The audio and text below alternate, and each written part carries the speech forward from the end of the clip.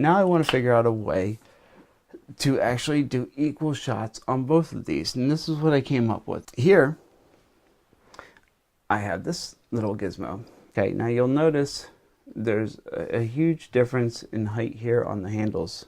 This handle's all the way down here at the bottom, and this handle seems like it's up a lot higher off the desk. The top of these are at the same height.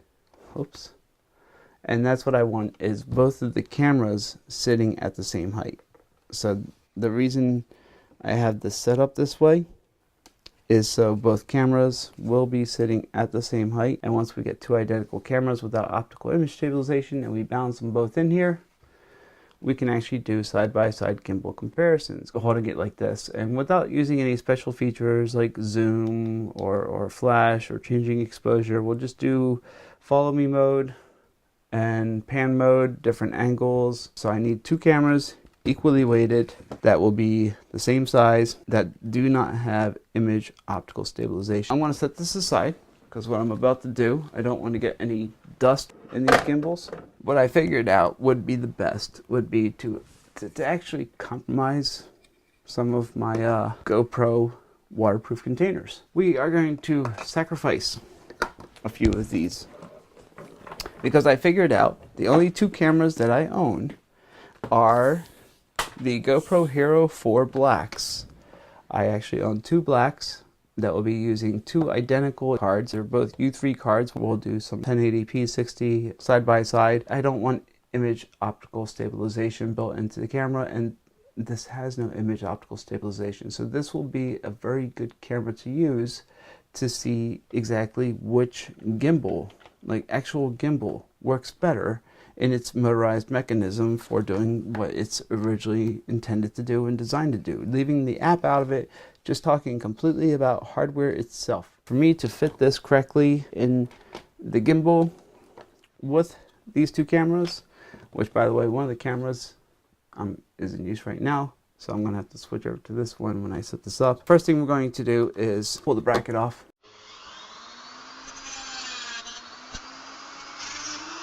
Ah, the smell of burnt polycarbonate in the morning. The only thing I cut off was the notches. One down, one to go.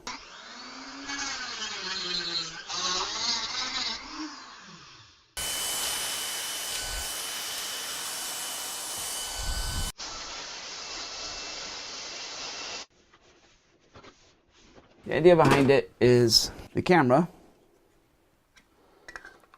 will be placed into the gimbal case, and we'll hook this bracket back up into here on both of these, and we'll go for a walk with two GoPros up and down the stairs in different modes, and I'll be able to do some side-by-side reviews because I hope I didn't cut these for no reason. That would just be a shame if I destroyed two of these cases for no reason. We definitely have to do side-by-sides now.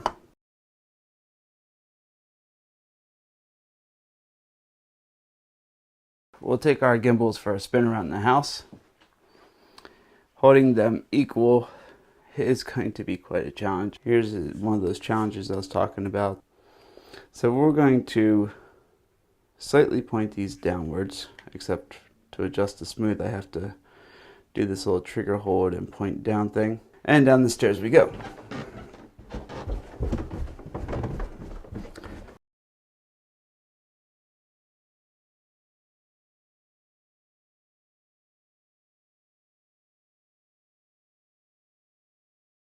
And we'll turn around, and let's see if we can get the smooth to point up. I have to hold that trigger again and direct it upwards, and the DJI I just simply take and go the wrong direction.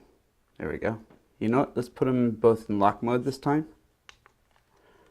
because this way that center focus, which should be about the center of the stairs, hopefully, won't change. And we'll go up the stairs.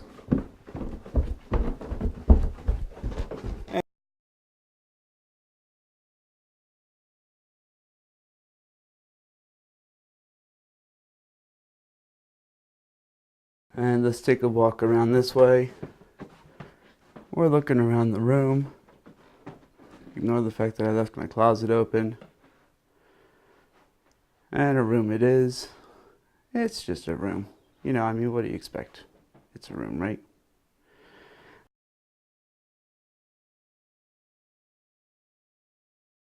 Now we're looking at me. Now here's what I'm talking about. For me to point the DJI down, this is a balancing act.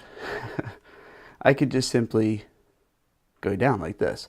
For me to point the Smooth 4 down, I have to hold the bottom trigger and kind of sway it down like that. So for me to bring the Smooth back in, I have to hold the trigger, point it up to where I want it, and then let go of the trigger, and then hope that they both are now back in alignment. So when it comes to adjusting these, sometimes it is much easier to adjust the DJI with simple movements like this, up and down. I'm basically putting them back to center like this, and counting on the fact that it's balanced. Let's go to lock mode, so I can show you that is an option. So now that we're in lock mode, I can turn this way, I can turn that way. You'll probably see one gimbal in front of the other by doing this, actually. Take it out of lock mode, find the switch over here. There's the switch. I'm gonna hit both buttons again, make sure they're both centered, both where they should be, and let's go for more of a walk around the house. So this here is a big empty room. It's just, well, it's me getting ready to move, I guess. There's not much for you to see around here, unless you're really interested in a teddy bear. Let's go back here again. Try to hold it with one hand. In the middle, open up this door. This is a really challenge. If I hold it with one hand, it's very shaky, so it's a really good challenge for the gimbals. And you can see the lab is just completely tore apart at this point. Yeah, I have stuff all over the place. Of course, I'm planning on a lot of this just going into boxes. So we'll do that thing again. I'm going to bring the Smooth down, but I'm going to bring the DJI down just by hitting a joystick. See the difference in the footage there? And then we're going to run down the stairs.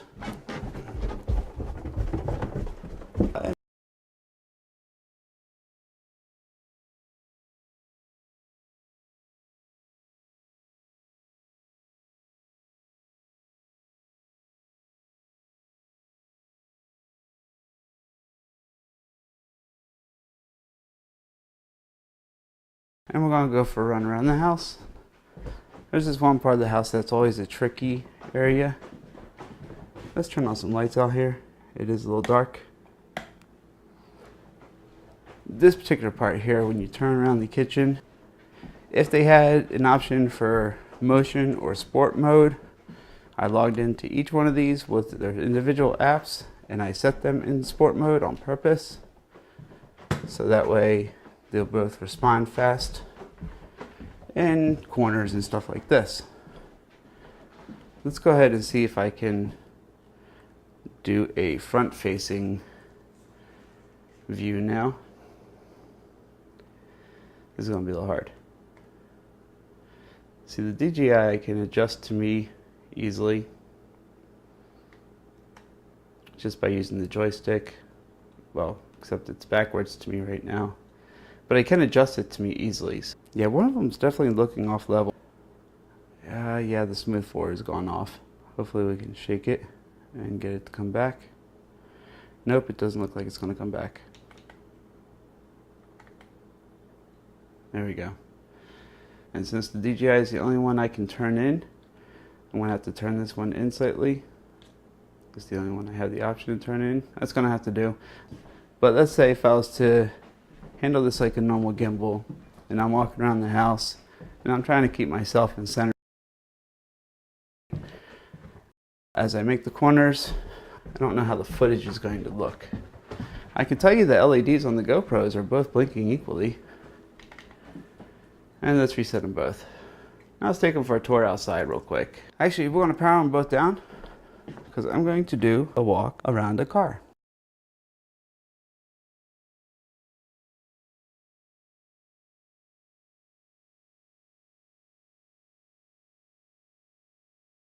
And let's go for a walk and see if we can tour around the car as if we're doing a car review here. So this is the idea behind it. So I pulled the car out so I can bring them both down to a generally decent level. I want to back out, hopefully stay still within filming angle. Good thing I have my dead cat on my mic because it suddenly got windy out here. Let's go for a walk around the car as if we're recording or trying to walk sideways and get an image of this car. This has been a fun car for a rental.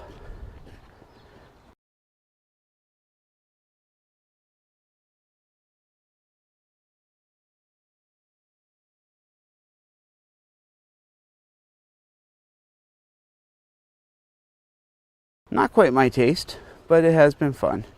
Is it really faster than my 2018 Outback? No, it's not. It just sounds sportier, has a more sporty exhaust sound to it, I guess, but it's not really faster at all. It does have the LED headlights. It has a lot of the same safety features, lane correction, lane departure.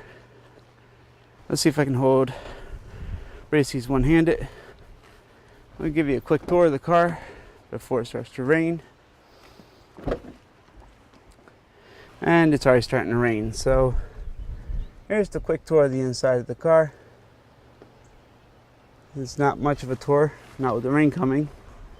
Wind's picking up. We got some good thunder alerts coming in here today. I'm going to go in here sideways on an angle, try to get a view. It's pouring. I'm done.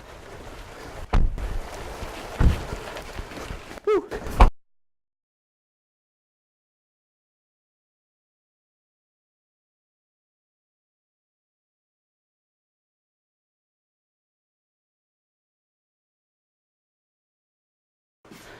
I got my wireless mics on me, gimbals in my hand.